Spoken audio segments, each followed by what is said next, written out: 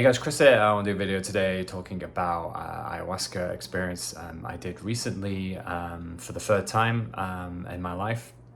And the first couple of times were like 5-6 years ago, and a bit of break. And I sort of felt never called to doing it again, to do more, meditation, Vipassana, vision quests, all this sort of thing, just being present without any more psychedelics. However, the experience was drawn close to me again. Obviously, coming to Peru, Brazil, staying in the Amazon, it was almost inevitable.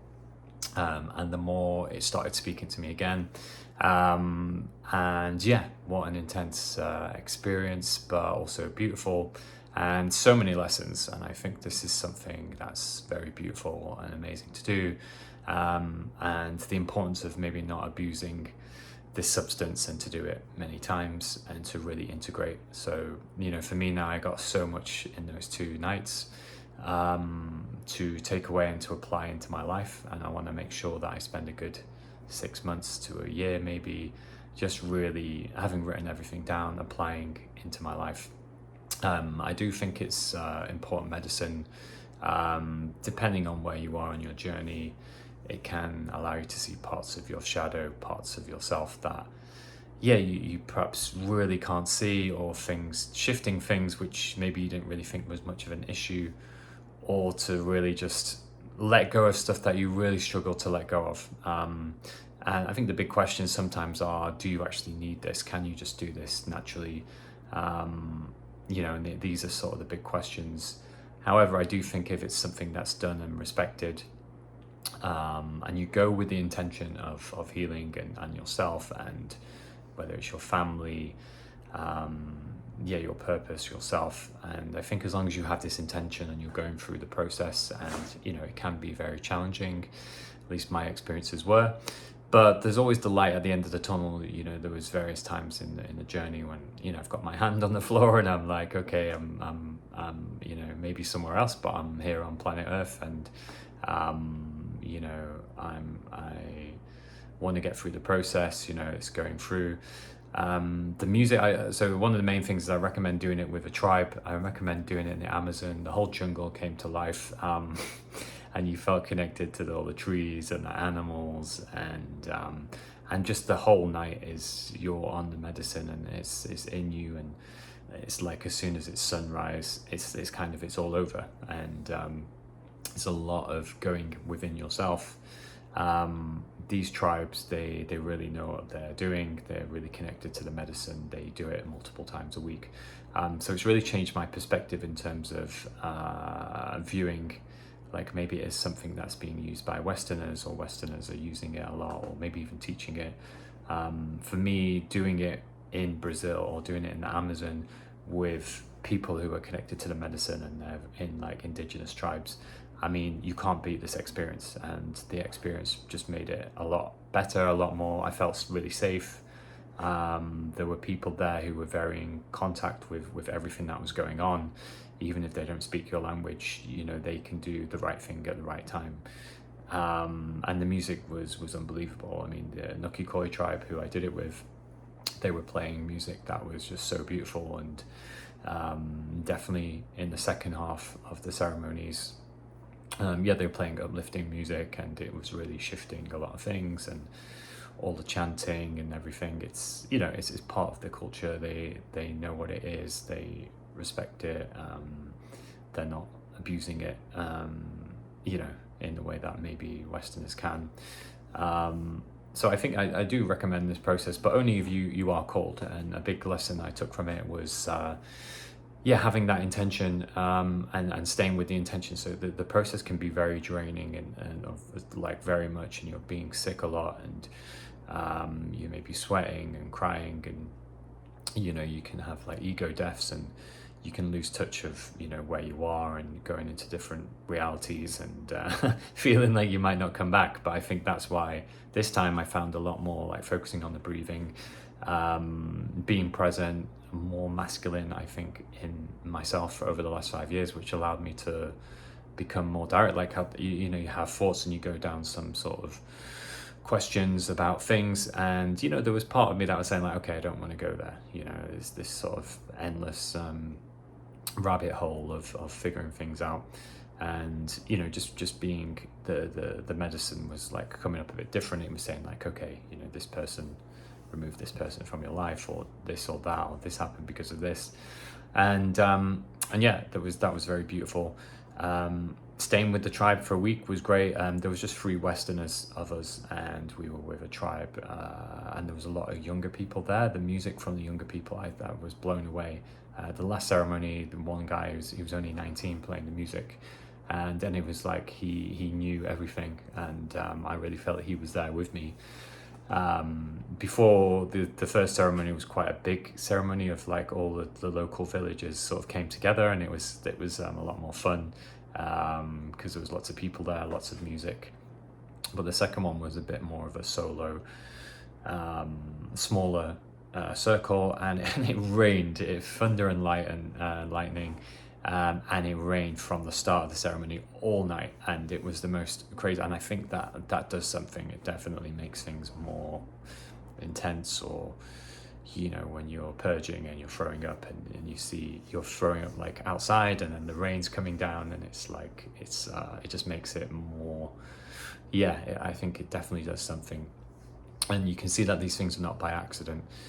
And I think like so many great things, so much respect for the culture and these people, and keeping this medicine, and looking after the Amazon, and and I think these people are like the unsung heroes, like these indigenous tribes, because they're doing a lot of good for the planet, and they're keeping this medicine, they're healing Westerners, which is probably for the best of saving the planet. I think they sort of feel like the world is going through massive changes at the moment, and the people who are open to this is important. Obviously in Brazil and Peru and Ecuador, these places, this sort of stuff is legal.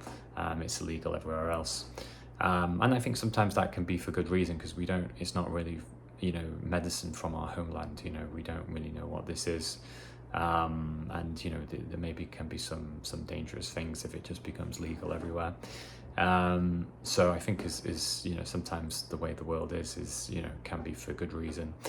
I learned so much about myself. Perhaps I think it's important to integrate it properly.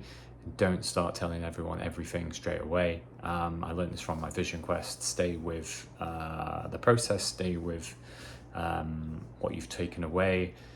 You can end up getting into debates with people, because spirituality can even this sort of experience, ayahuasca, can come into religious debates and other things as to what it actually means, and people saying that they felt that they were God or touched by God, and all this stuff, which can create like arguments, and also it being saved from what it's doing to your brain and all this. I think it's important that if you do share it with safe people. Don't try and get into these arguments or anything, especially if you've had such an enlightening experience and then you start sharing with people and they don't understand. It can make you even question your own experience. So I think, having done this before, the importance of a good integration is key. And for everyone else, I recommend getting out into the Amazon if anyone's interested in. I can even put you in touch with the people that I did it with. There was 3 of us, three Westerners, and like 40 of them.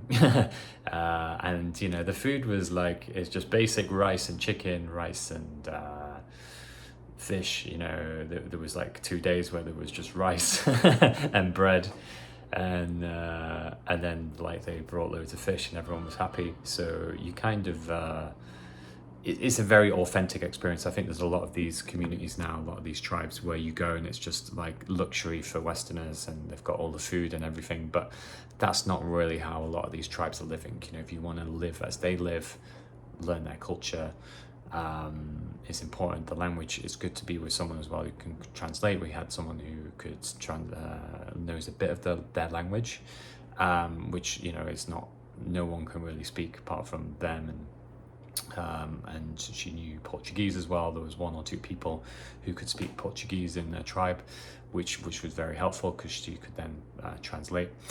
And I think it was all good. There was the Amazon was safe as well. Like walking around, we would I'd go for a walk 10 minutes through the Amazon, not in the beginning, but after they said it's safe, there's no snakes, there's no jaguars, none of this sort of stuff.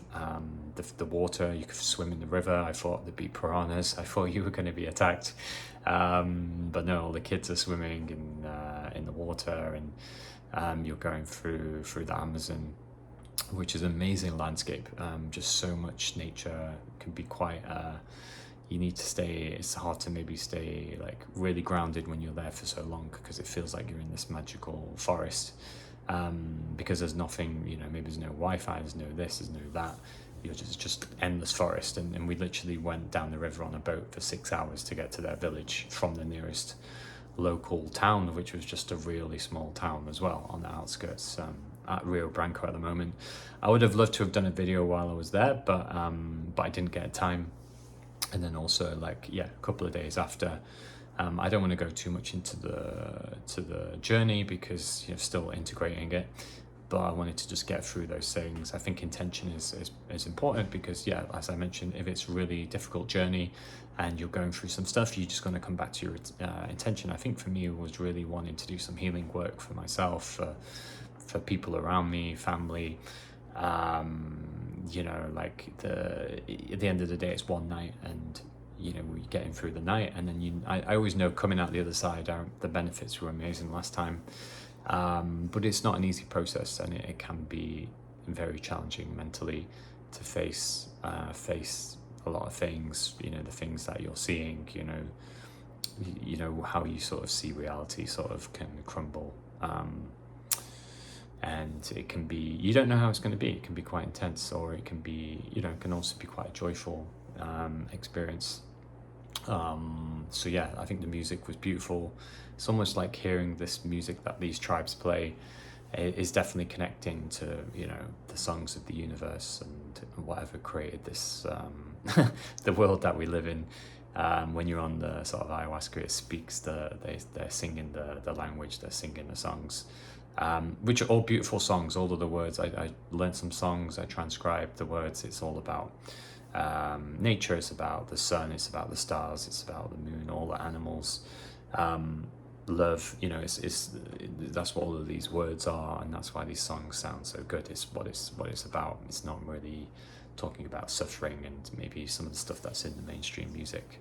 And I think the more you do this and you listen to these tribes, you just go off anything that's popular music today, really, because you can see that sort of maybe somewhat holding on to where you are, and your view of reality, and conditional love, and this sort of things, rather than just sort of with nature and with love and yourself. And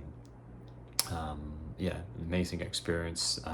So it was one whole week in the Amazon, basic living, sleeping in hammocks in like a big open house, with a panoramic view of the Amazon, which I'll always sort of remember. And I think in times on the journey, it was really hard just getting through the night, especially when you get to like 3 or 4 a.m. and the medicine's still in you. Once I found it got to like 6:30, and once the sun comes up, and you've taken the medicine before midnight, I think it tends to just wear off then.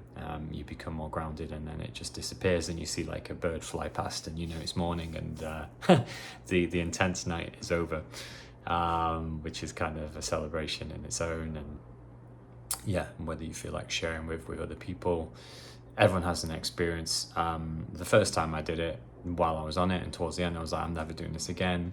Ended up doing it again, and I think that's what I've always said while on this medicine. It's something that you would do and say, I'm not doing that again, but a few days later you take it again, because I think you're just so blown away. And then also you do forget a lot of the experiences, that's why it's important to journal. I think the important stuff stays with you. I think when you purge, when you're sick, you're literally letting out that negative energy, and I think once it's all, and then also like you're being sick, and then you're crying, and it's like you're feeling that negative stuff that you always probably are running away from, And I think the medicine allows you to do that, because maybe you will always run away from it, or you do want to face it, and it's part of the growth. But I think it's important to integrate. There's certain things that came to me which I said, okay, I'm going to do this, I'm going to have a conversation with this person about that and this.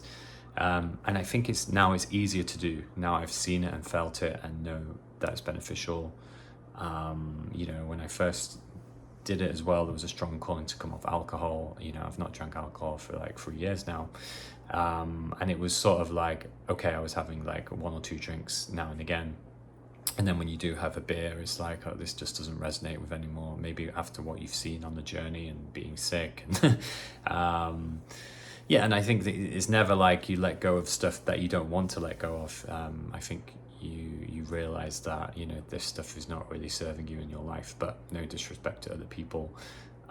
This is just your journey, and what you are here, and these things maybe did serve a purpose for you at once, and you need to know deeper reasons to why you were doing it, and then you can have the compassion for other people and maybe not judge people, because everyone's like, going through their own stuff. They're on their own journey.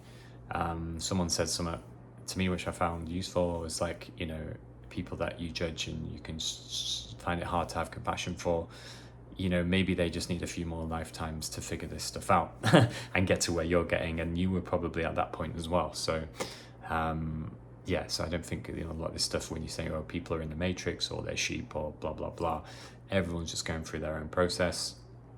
I think there's a lot of stuff normally with parents as well, and sort of gratitude for life, and I think the relationship that you have with parents and forgiving them and loving them with all your heart is a big part of life, and it changes your relationship with men and women in your life as well. With the parents, if that relationship is not healthy and a lot of anger and stuff, then relationships in your life are gonna also be like that. And we do want loving relationships and things, and I think it's about bringing people to the light. That's always the kind of purpose that I get with this when I sort of ask the medicine. At the end of the day, you want to bring as many people to the light as possible, because it feels good, and you don't want to keep people stuck in their own slavery. And that's what it can mean for more purposeful work. It can make you feel more fulfilled, because you're taking people in the right direction, and for people to feel great inside. The medicine, I don't think you can really force on people, but you can only just share your experience, and I think if people are genuinely interested, they will. As I said, part of the integration process is trying my best to avoid any sort of debates with people about how good this is and why you should do it. And for me, I think is like the best thing I've ever done, and the ultimate experience, the ultimate self-improvement experience for sure. If you're into self-improvement and healing, it doesn't get bigger than this. But that's just my opinion, and that's obviously me respecting it and not abusing it and doing it every weekend. At least I wouldn't, because it's a very very challenging journey. But that's me, and that's my experience doing it for the third time. I kind of felt on the last one like, okay, I'm not doing this again, but I always keep that door open, never say never. But I am drawn more towards consistent, like whether that's exercise or yoga or meditation practices, breath work. This is important, and I think this, like other substances, whether it's cacao, caffeine, weed or whatever, I don't think any of these things really should be abused. They should just be used for some sort of healing, I guess, done and respected in certain ceremonies, like caffeine, tea ceremonies, for example, matcha ceremonies, cacao ceremony, even doing marijuana or cannabis, mushrooms.